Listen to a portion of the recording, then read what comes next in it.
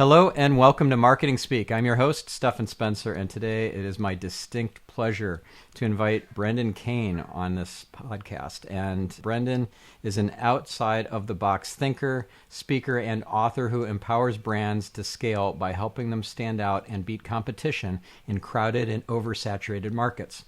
He's the author of the international best-selling book, 1 Million Followers, which I have right here, and the newly released Hook Point, How to Stand Out in a 3-Second World, as well as the founder and CEO of the Hook Point Agency. Brendan has worked with hundreds of individuals and brands, providing business and digital strategy for more than 15 years, including MTV, Taylor Swift, Rihanna, and many others.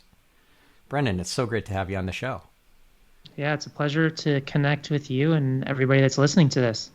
Awesome. So why do you think there needs to be a separate book from 1 Million Followers to talk specifically about the Hook Point? Is there so much to unpack with the Hook Point? And I know the answer, of course, is yes, but tell us a bit more about what inspired you to create a follow-up book on the Hook Point and why that entire story needed to be told. Yeah, it's a great question. So there's a number of different reasons of why I decided to write Hook Point. One of which was I was really looking back over the past, 16 or 17 years being in this space and trying to distill down where could I provide the most value. What was the core areas that was allowing me to have a lot of success for my clients and having success working with the people that you named. And I started to see that I was getting known just for social media because of the 1 Million Followers book, because it was doing so well. But when I really reflected back, it wasn't, social media was always kind of a part of what I was doing. I did it since like 2005, back in the Friendster and MySpace days.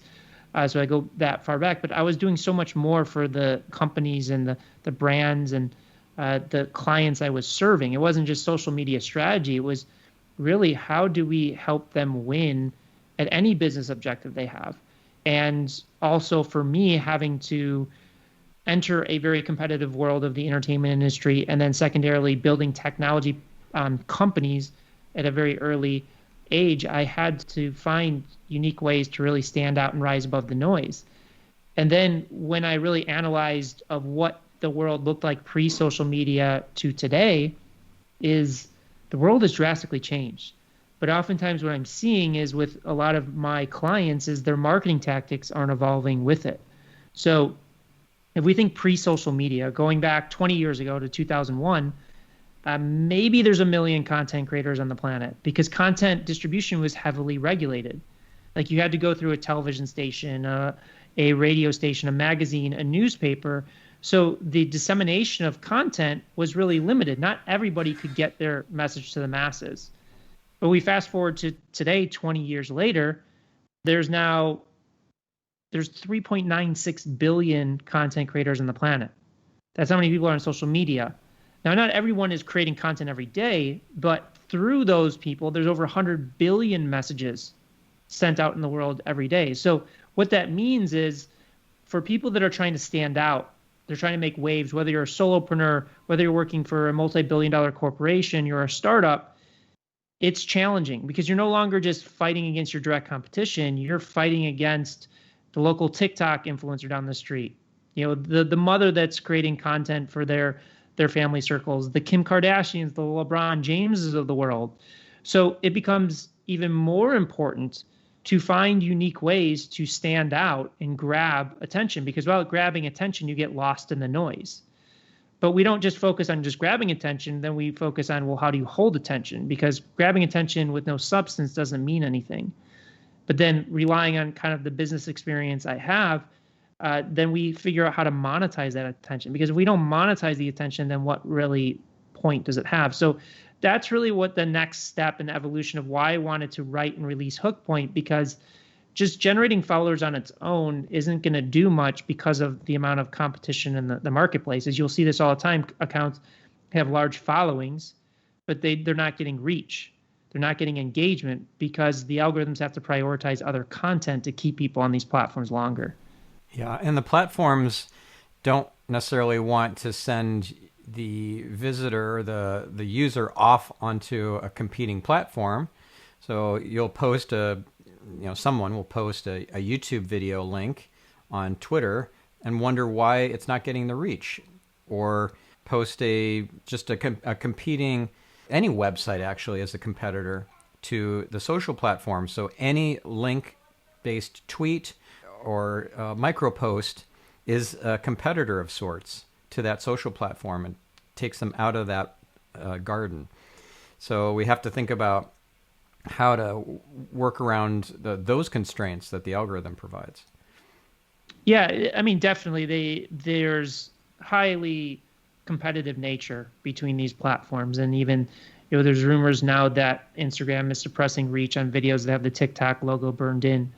I think that from my perspective, those are kind of givens. Is like, you don't want to post a YouTube video to Facebook or to TikTok, where really we're focusing with our clients, if they're suffering from low reach or engagement, is really understanding the algorithms and their purpose. People think that these platforms are suppressing reach so that they get you to pay for advertising. That's not the case, because if that was the case, then nobody would go viral. Like it wouldn't happen. Nobody would grow. Really what it comes down to is this fundamental understanding that these social platforms make money in one way, and that's retention of users, session duration, so that they can serve more ads to you. So what they're looking for is content that holds attention for as long as possible. So really, when we're working with clients, there's two core metrics that we're focused on. Is one, what is our view to reach ratio, meaning a view typically on all those platforms really starts at a 3-second mark, not at the 1-second mark. That changed years ago when advertisers were up in arms about getting charged at 1-second views. They said it didn't show any intent. So we're really looking at the view to reach ratio to determine, well, how well is our content stopping the scroll? Are we earning and winning attention in those first few seconds? And in YouTube, it's different. It's more the suggested video clicks. So we'll look at that click-through rate on the thumbnail and headline. But that's our first indication. Are we winning the attention? And that's because the algorithms see, if you're not clicking, you're not stopping the scroll, well, your content has no chance in holding attention if it can't win the attention, because people are just scrolling or not clicking. And then the second metric really comes down to is, what does our retention graph look like? How long are we able to hold that attention? Because that's the metric that any of these algorithms are really looking for, because the longer you're holding the attention with this piece of content, the longer they're going to stay on the platform. So they'll serve this content to as many people as possible until they hit a saturation point with the audience that they're pushing to, where that retention graph starts to fall off. So that's a lot of the work that we do in this space for people that are struggling to stand out. They're struggling to get their mission out there, their message, whatever they're trying to achieve. If it's falling flat, it's typically because A, they're not grabbing attention. That's where most people are falling flat, because the dynamics have completely shifted on how you do that. And then secondarily, how long are you holding that attention for? And then off the back end of that, where's this attention leading to? How does it play to the overall business growth and goals of the business?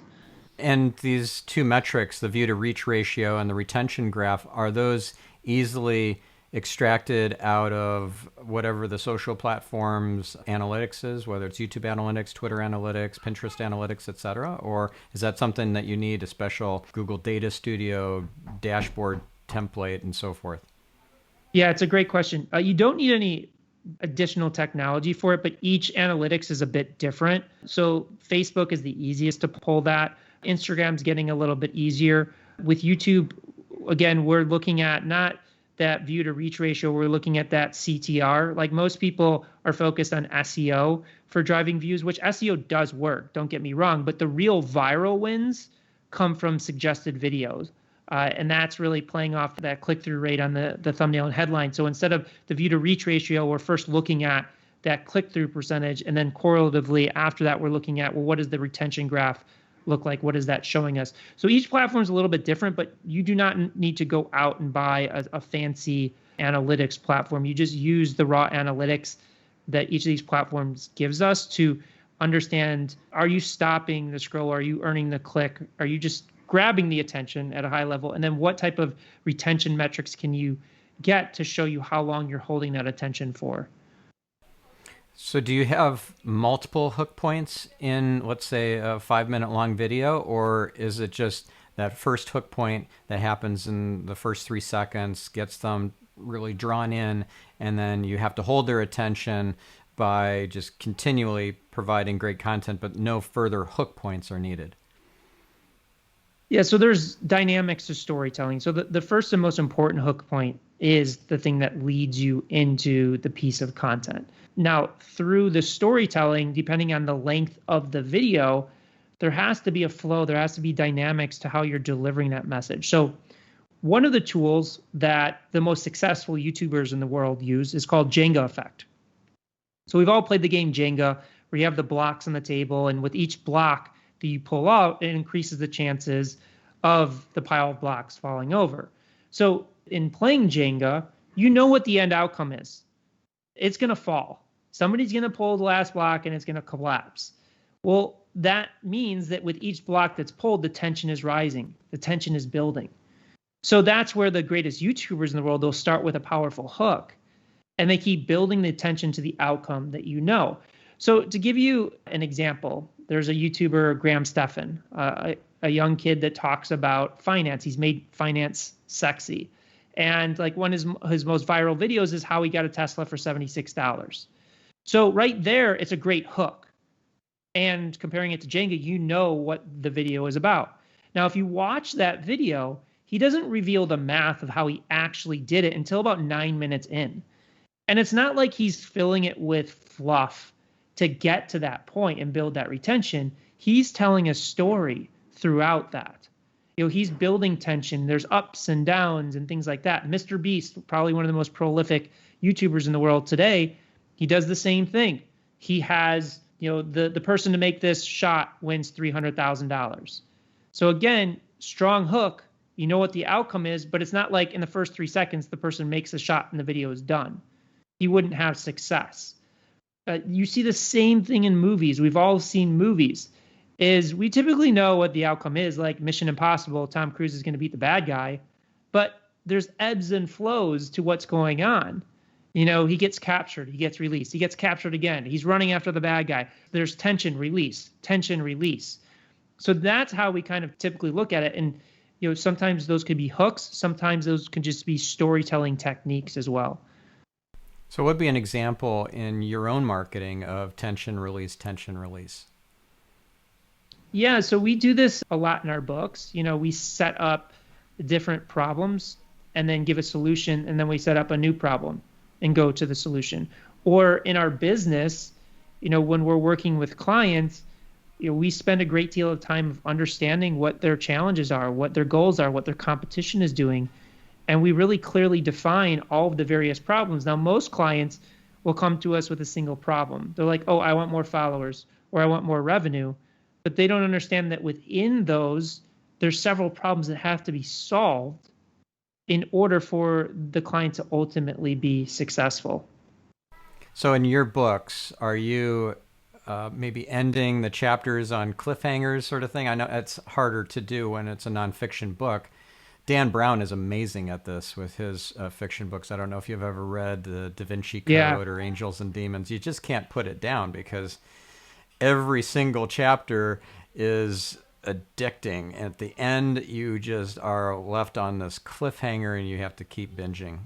It's like you do an all-nighter reading those books. It's really fun. Yeah, we typically, like if you look at the Hook Point book, and that's a perfect example of each chapter title is a hook point in and of itself.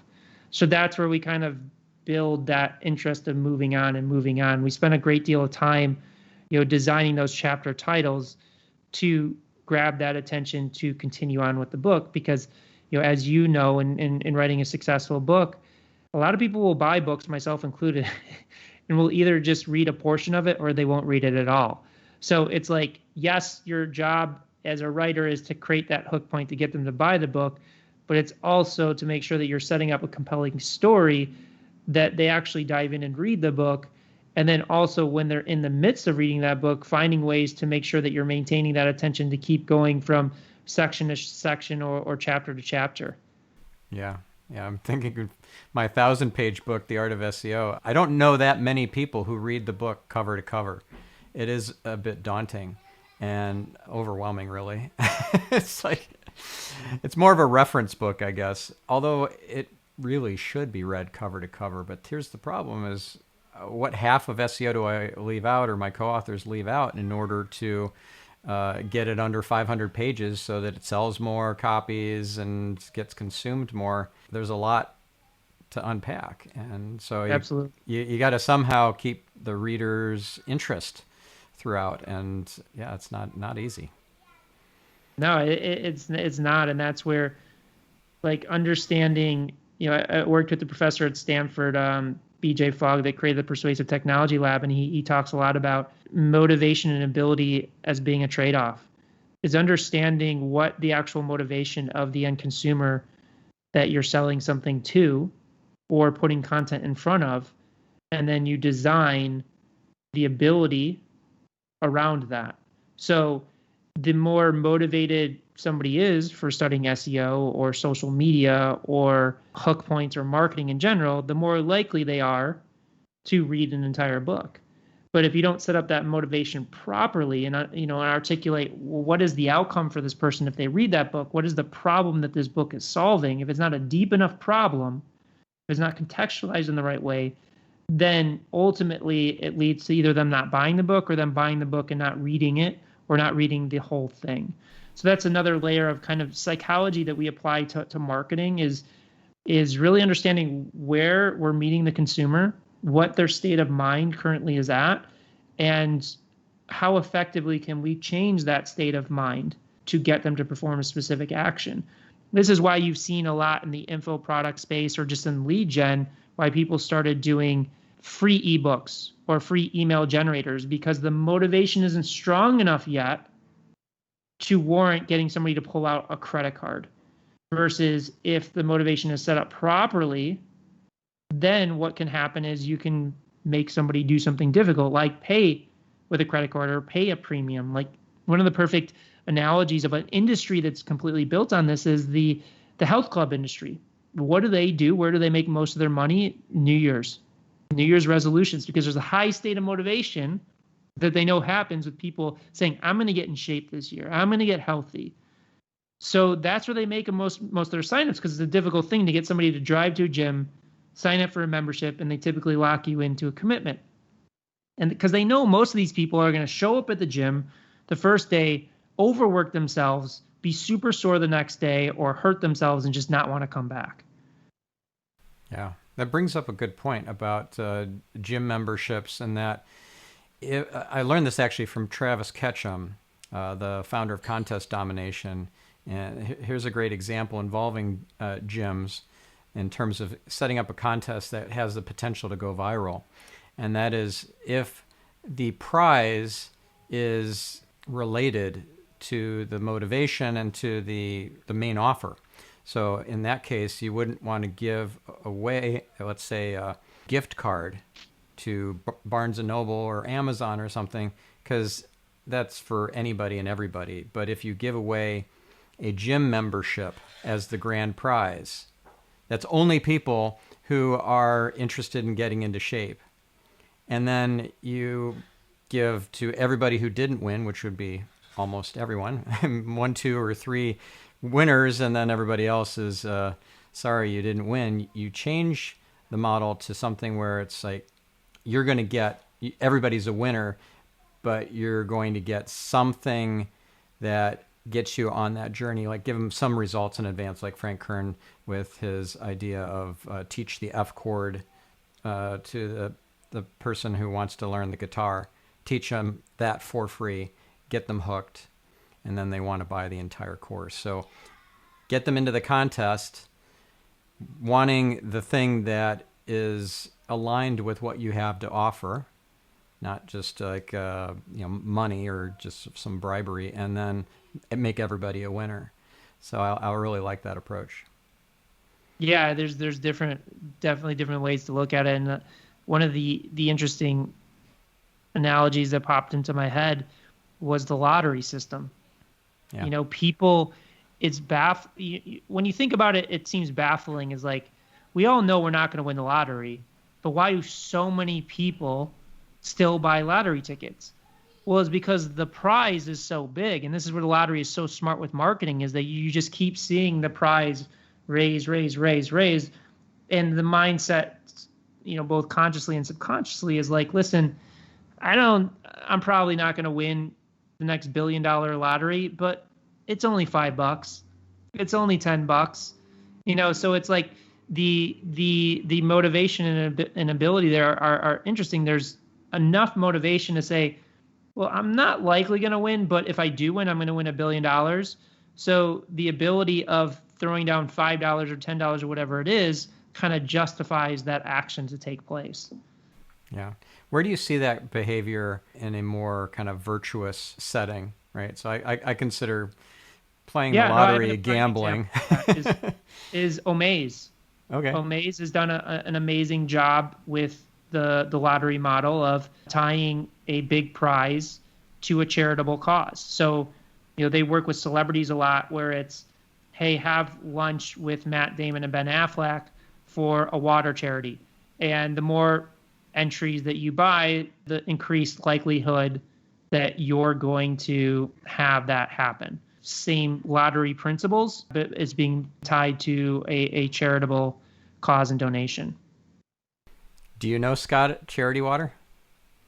I do not know Scott. No. Okay. Well, he is an inspiring guy. He's on my list of people to have on the show.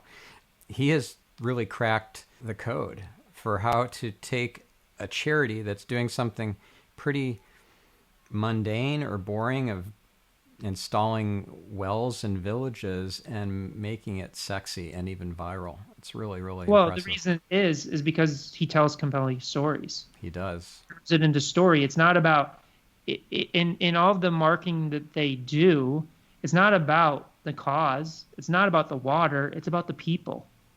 Yeah. It's also about him too, and his going to the brink, basically, of self-destruction, and then finding his why, and just a huge, beautiful transformation in him personally that then spills over to helping the world. Yeah. It's a compelling story. Do you have kind of compelling or powerful origin story yourself that you want to share? Well, I mean, the place that I started is I wanted to be a film producer. And so I went to film school to hopefully learn the business side of film. And when I showed up, I quickly realized they teach you nothing about business there.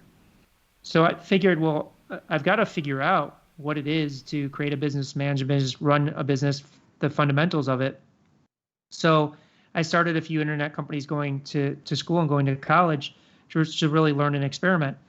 And then when I showed up to Los Angeles in 2005 to pursue a career in film, I started at the bottom, making coffees and copies and all of that, like everybody else. And when people would ask me, well, why did you move to LA? Why are you working here? And I said, well, I want to be a film producer. I could just see everybody's eyes glaze over. Just like you're one of a million people. So I had to find a way to stand out. I had to find my hook point. And I took a step back and just realized that whenever we finished a movie, we would spend tens of millions of dollars on a single piece of content. And then we needed hundreds of millions of people around the world to know about this piece of content in months. Otherwise, we lose a tremendous amount of money and risk going out of business, or risk not generating a profit and incurring a huge loss. So I basically just realized those situations when that tension rose and just said, listen, I have this experience in this, in digital traffic and this new form of social networking that's coming out, and blogs and websites. I can help you tap into that traffic for either no cost or nominal cost compared to what we're paying on television and print.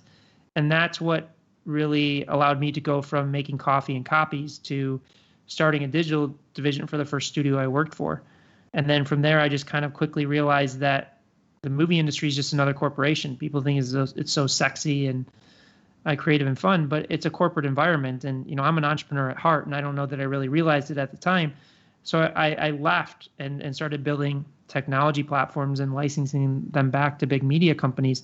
And that really took me on this journey of understanding how to grow things. The blessing and the curse of starting in the movie industry is you're forced to think big.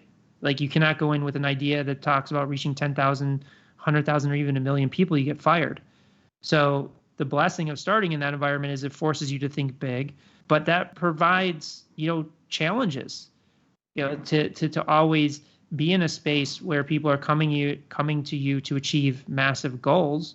That's what I love to do. But at the same time, it puts an immense amount of pressure because we're not going into the market trying to solve incremental problems. We're trying to solve huge problems and reach huge goals. So that pressure, I think, can often pose challenges. So a huge part of how I spend my time is understanding human behavior and psychology so that I can better understand how to communicate and connect with consumers at scale, but also how to better understand myself.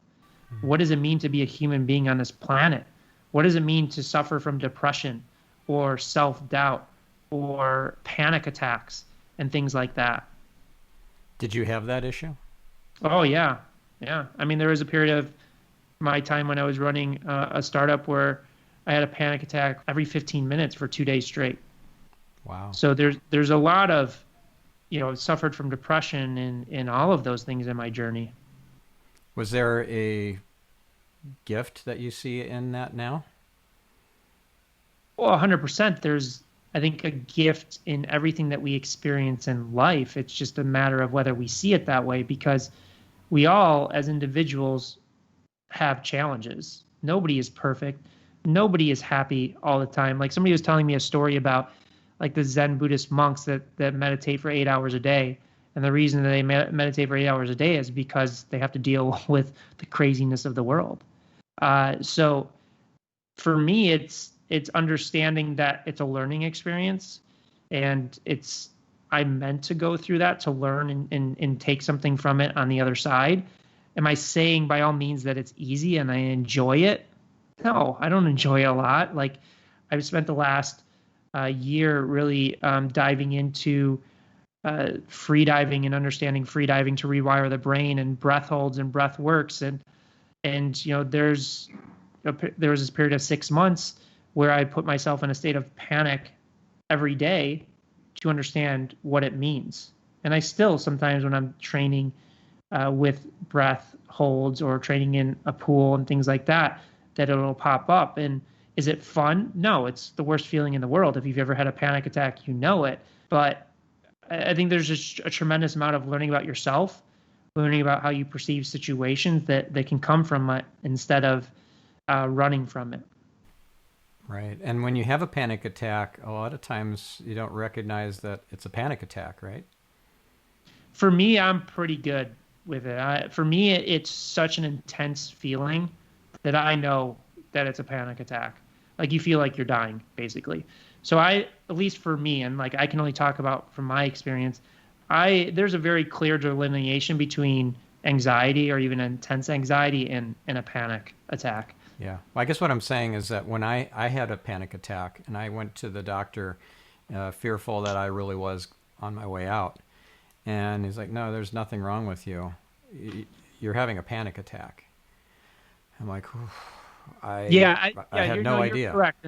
In those first times of having it, you don't know what it is. I think I've forgotten the first time because I've had so many, and now I'm kind of in this process of basically manufacturing it to understand it and to work through it. So you do freediving pretty regularly, I guess. I know this is maybe a little bit off topic, but I think this is important for us to explore a little bit.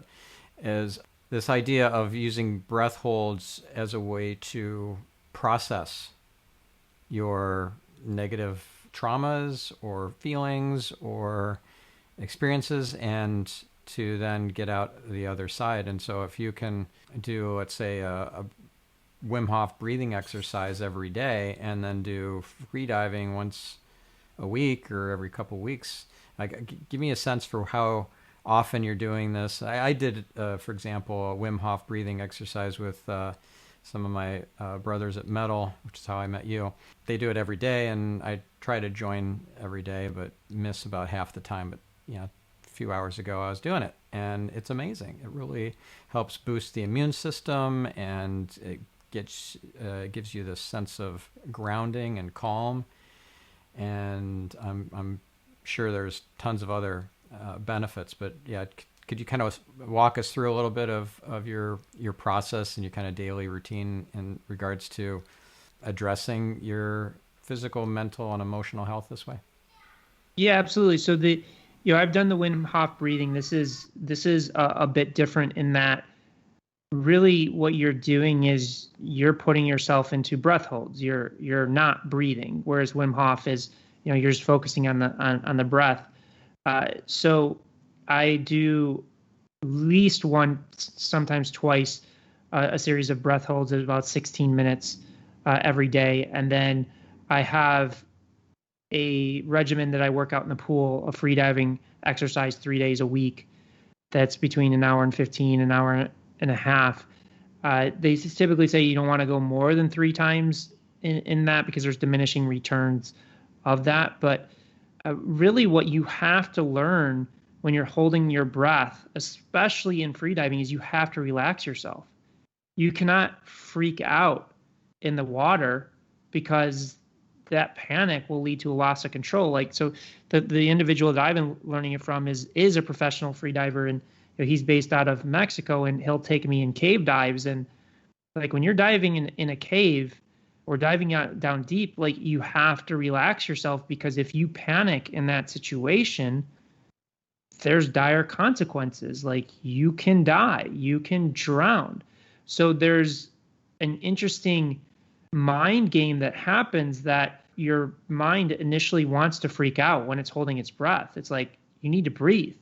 You're going to die if you don't breathe. And understanding the delineation between the mind and the body, because the body theoretically doesn't need to breathe for 15 minutes and can still survive. Now, am I holding my breath for 15 minutes? No, I'm not at that level.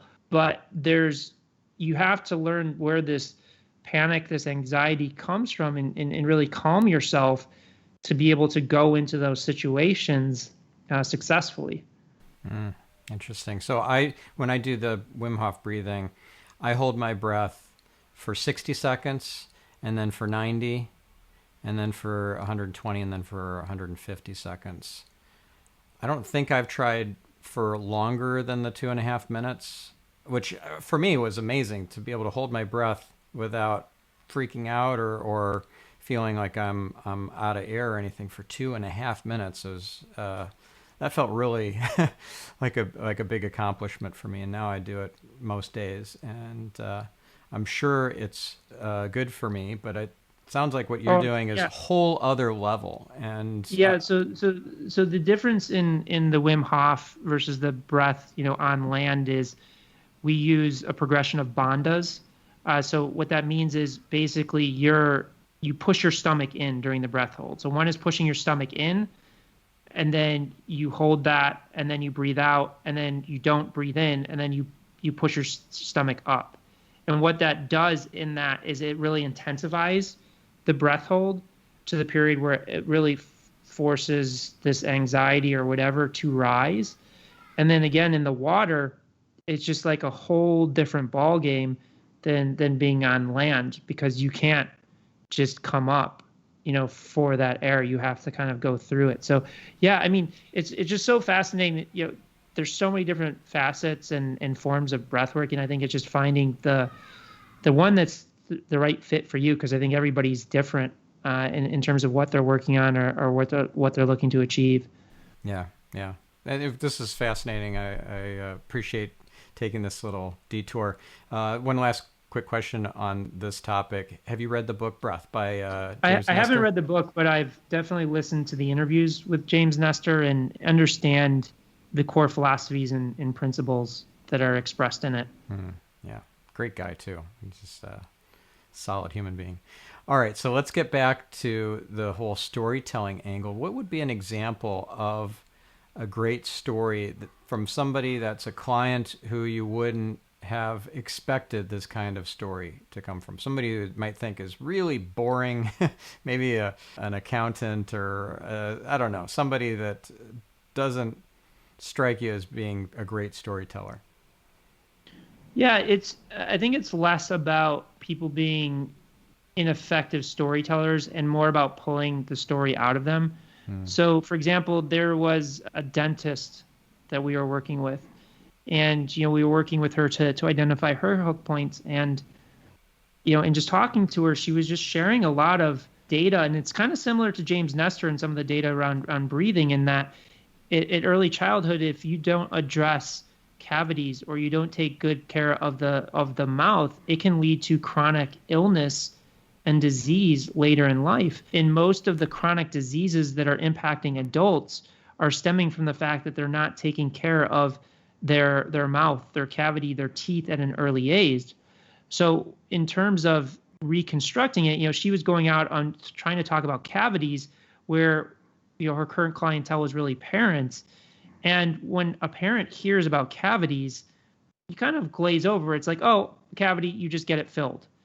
But we recontextualize it to tell a much more powerful story, in that, the number one chronic disease that's going to impact your child in the short term and the long term that could result to significant illness and potentially death is starting in the mouth.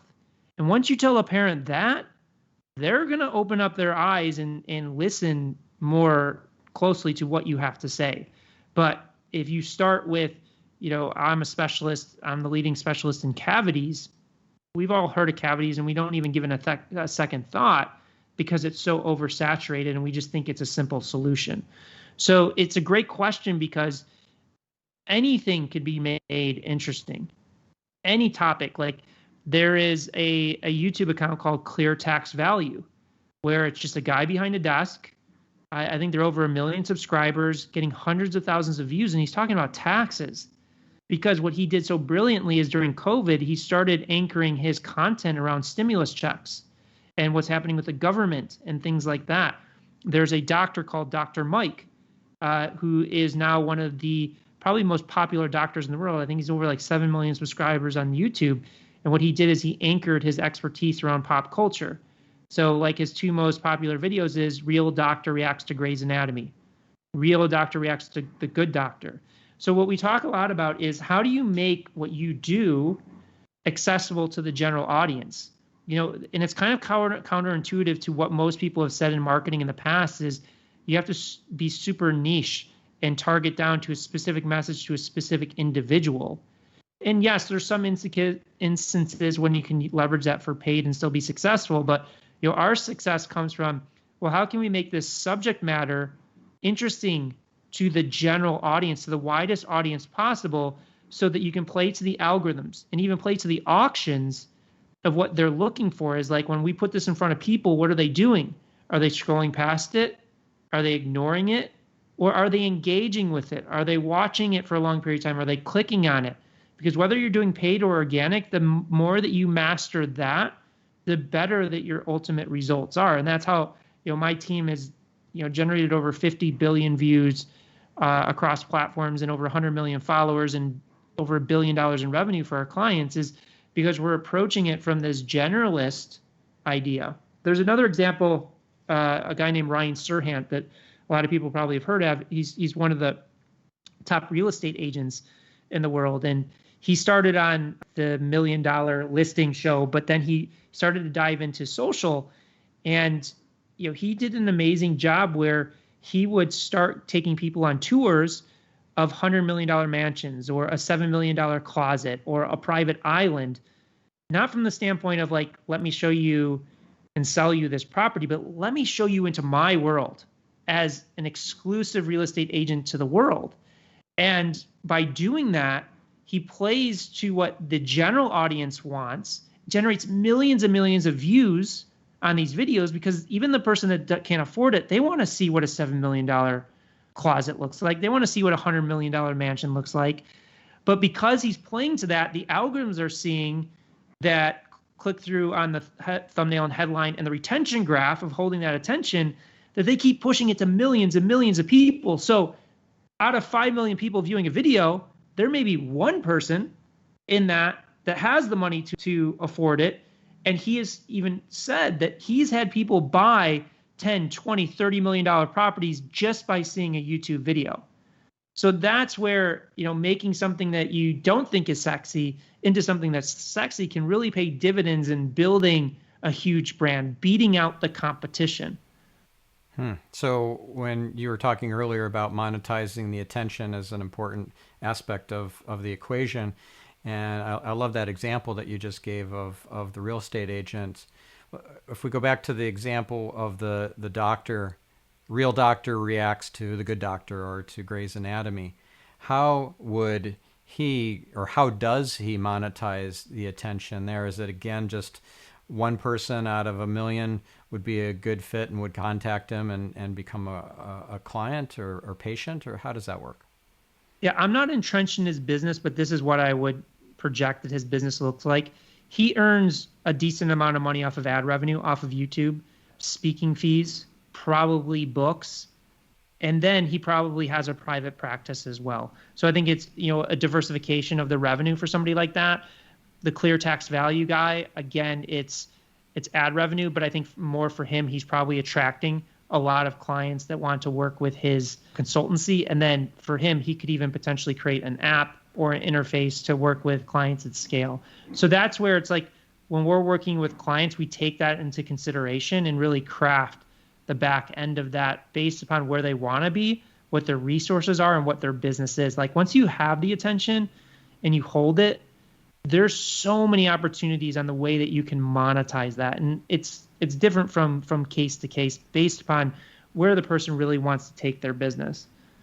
Gotcha. Now, with you being an author and having two successful books, I would imagine you've really dialed in the right approach to doing a book launch. You got the book launch funnel and all the different ways to reach the influencers and create hook points and all that.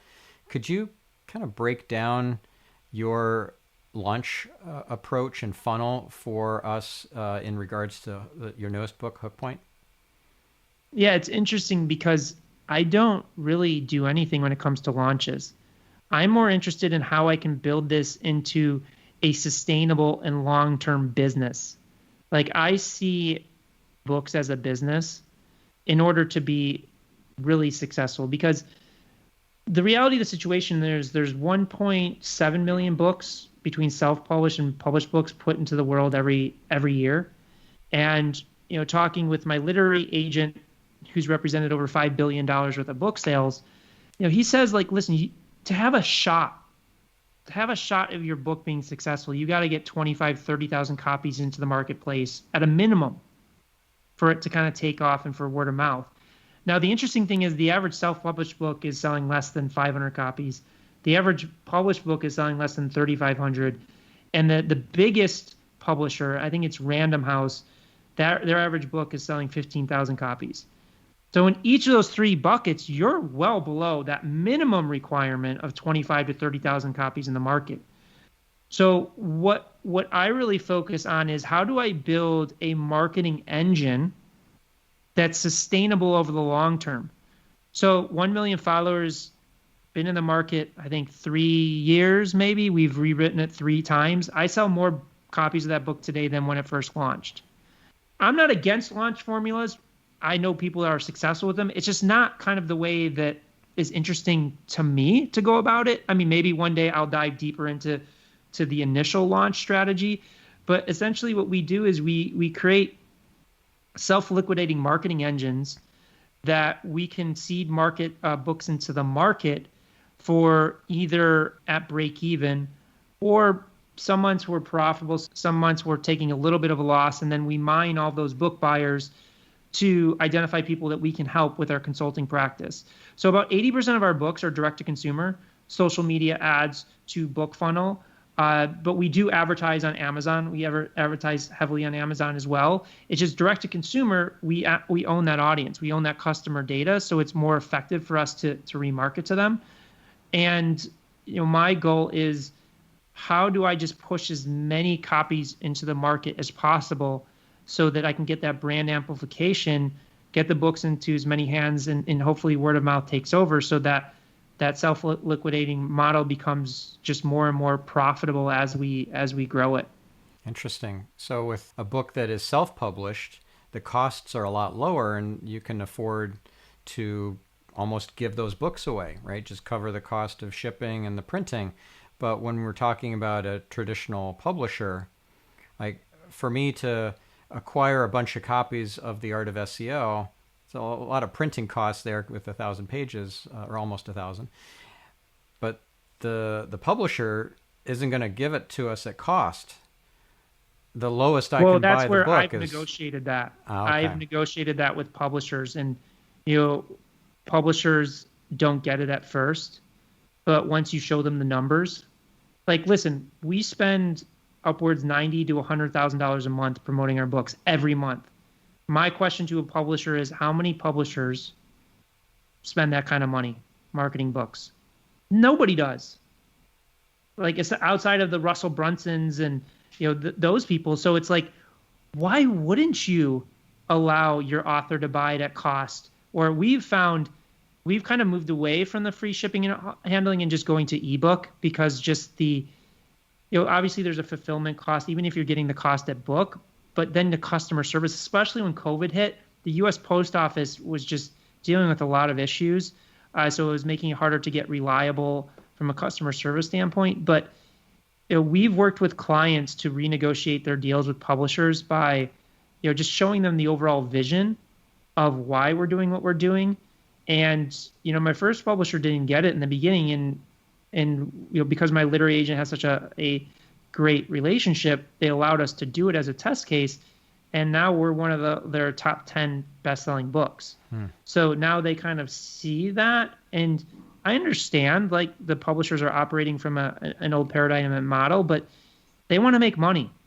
Like, that's why they're in business, and if you can show them a path that this model can make them money, a lot of times they will be open to it. Gotcha. Oh, very cool. Before we wrap up, I was wondering if you could give an example of something amazing that you did for Taylor Swift or Rihanna.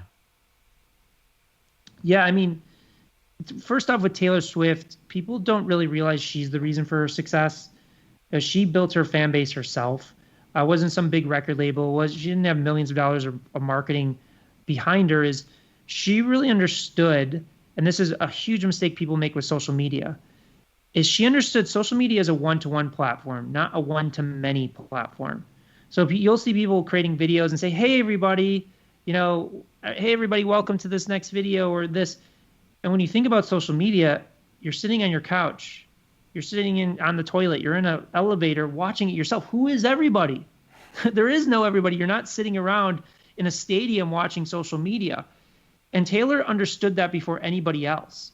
So early on, she understood the value of taking a photo with a fan, responding to a comment, signing an autograph. And that one-to-one interaction didn't just turn that fan into a fan, it turned it into a brand advocate. Somebody that was now willing to share her music, her message, her concerts with everybody they knew. And because this was happening at a time where social media was really starting, that was taking place where no longer was it just that this individual was speaking to 5 of their friends that they went to school with in person or around the water cooler at work. They are now sharing it with their social media channels.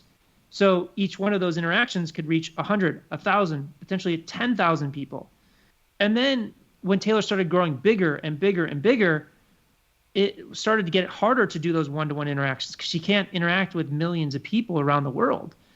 So she evolved it to the next level.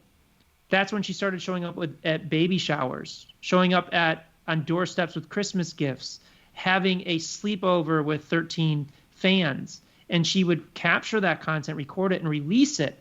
And what it was doing is that content was going viral because each one of the fans that couldn't be there, they saw both consciously and on a subconscious level, that's me. Yeah. Taylor cares about me. And that's where she evolved it. So that's her brilliance. And one of the things that we worked with her on is we started early on in our days with her official website. And when we first started, the bounce rate was crazy. It was like 94% off the homepage. Average time spent on site was less than 30 seconds. So we built technology and partnered with other technology partners to cultivate that experience of fans interacting with fans so that it could extend that time spent on site and also have that understanding that Taylor can't engage with every single one of them. So over the course of 2 years, we took the time spent on site all the way up to like 28 minutes average session duration at one point.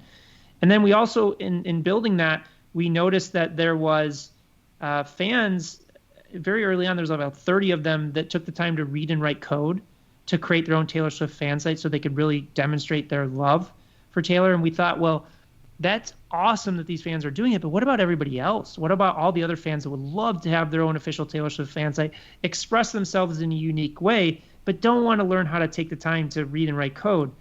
So we built an application that could dynamically take any Facebook page. With your authorization, you just log into your Facebook account through this landing page, and it would automatically turn your Facebook profile into a custom Taylor Swift fan site for you in less than 60 seconds. So you just had to click a button. You would give us permission to extract your name and your photos, and then we would insert it into 15 different designs you could choose from. But then the secret was that got the fans engaged even further is once it was built, we told them it was built on the same platform that Taylor Swift's site was built on. And that technology, you could dynamically change everything. So you could change navigation, images. It was, at the same time, maybe even before Wix and Squarespace. But we had fans that would literally had never written a single line of code, would go in and delete the whole site and build it from scratch in the way that they wanted to visualize their love for Taylor. That is so cool. What a great example. And I love Taylor Swift and what she stands for and what she's doing in the world. I saw her documentary on Netflix, Miss Americana. She's a good soul. Really she's a good soul, and she's brilliant. People I don't think, give her enough credit for what she has engineered for her success. Yeah, she is. Very cool. Well, thank you so much. So how do we get our listener, our individual single listener, hello you, to get your book, Hook Point, and also 1 million followers while they're at it if they don't already have it, and to just learn from you and follow you and maybe even work with you? Yeah, if people are interested in working with me or want to learn more about the work that we do together, I would just go to hookpoint.com, where we have some more information. We have a video breaking down what we do for clients. You can download our deck and schedule a call with us. If you want to get the books are sold anywhere. We obviously have funnels at both. We have book.hookpoint.com and book.1millionfollowers.com. And obviously there you get added bonuses and things like that. But that's the best place to start. You can also direct message me on Instagram as well. I'm at Brendan Kane. So awesome. Thank you, Brendan, for sharing your wisdom and your insights with us. And everyone have a great week. Get out there and do something just outstanding for your fan base, for your tribe, and we'll see you on the next episode.